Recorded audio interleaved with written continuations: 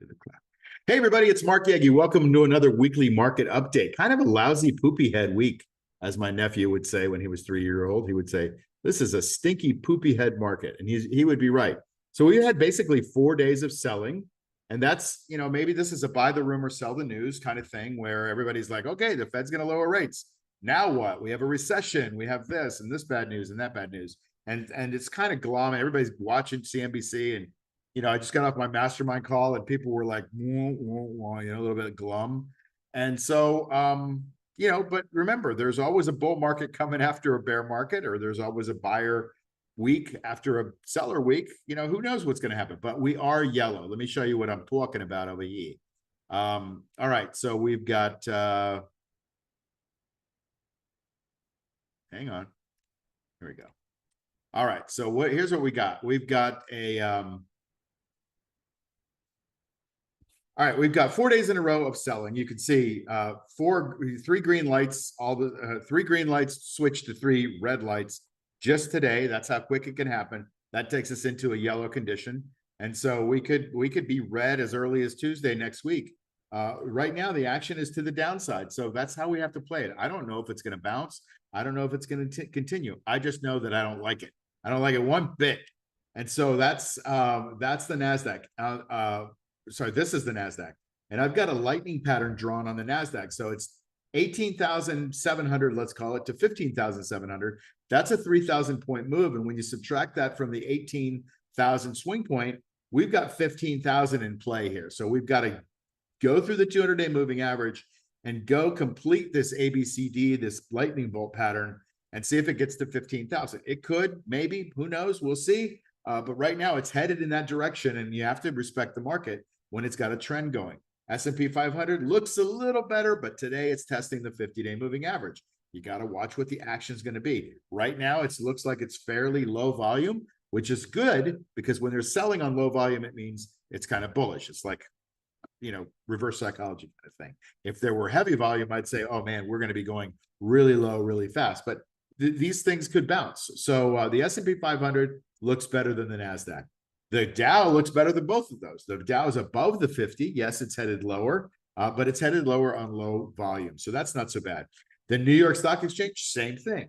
It's headed lower, but it's headed lower on relatively lower volume. So that's bullish. So we've got some conflicting stuff. Actually, the tech stocks are taking us down, is the way I read it. The VIX is up. Usually it's below this moving average, this mean. Today and this week, it's been above it, and it's kind of living up here, which means there's going to be more volatility in this market, and there's going to be some opportunities, but you can't catch the falling knife either. The TLT, which is the 20-year bond, you can see because rates are coming down, the value of bonds is going up. All the banks know it. All the American people know it. The world knows it. And they're putting money into some of these bonds, and that's sending them higher. The people in Japan are doing the same thing. Bonds are going higher. Now they're above that $100 par level, we'll call it. And then gold is also showing strength. So there's a run to safety right now because of all the crappy news that we're getting from unemployment and inflation and all that other stuff. So we'll see how that continues to go down.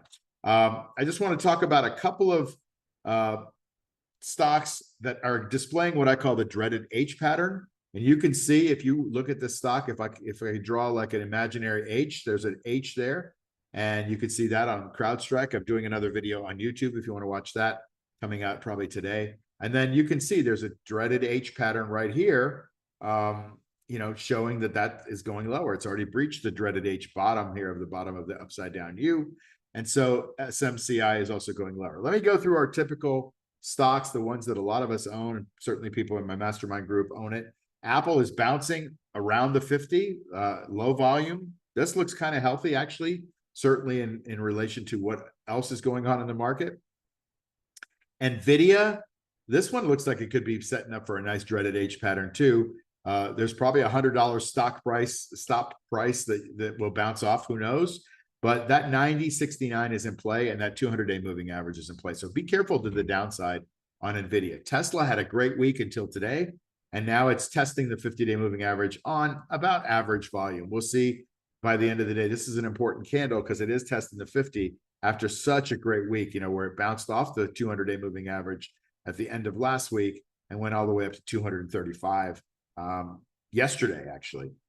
Amazon bouncing off the 200-day moving average. I've been saying for a while, I don't love Amazon right now.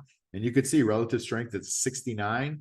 And this could be forming its own little dreaded H pattern too. But, you know, there's certainly got to watch this 200-day moving average bounce today to see if it's happening. Same thing with Alphabet. Alphabet looks like it's heading lower. A lot of competition from the AI stuff out there. And it's on decent volume going down through the 200-day moving average. So you got to watch out for Google. Meta Platforms is doing great. It's probably going to bounce off this 50-day moving average. It's pretty strong, and it wants to make a run back at this all-time 544 high, and we'll see what happens with that.